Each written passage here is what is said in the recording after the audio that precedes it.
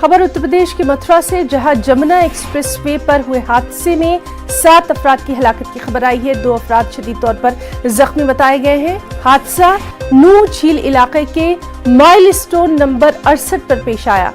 Car सवार अफराद आगरा से नोएडा जा रहे थे कि नूर झील इलाके में एक गाड़ी ने इस कार को टक्कर मार दी।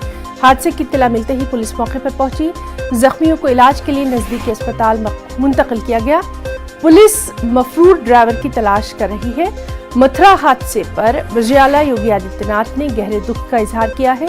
जख्मियों के बेहतर इलाज की डॉक्टर्स को हिदायत दी गई है।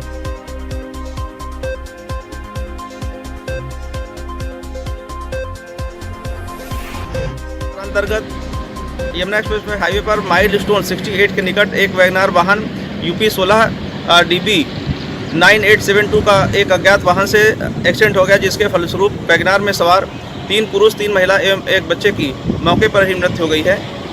एक पुरुष एक बच्चा घायल है, जो कि हॉस्पिटल में उपचाराधीन है। यह वाहन संडीला हरदोई से नोएडा की ओर एक वैवाहिक समारोह में जा रहा था। इस प्रकरण में जांच करते हुए अग्रिम कार्रवाई की जा रही है।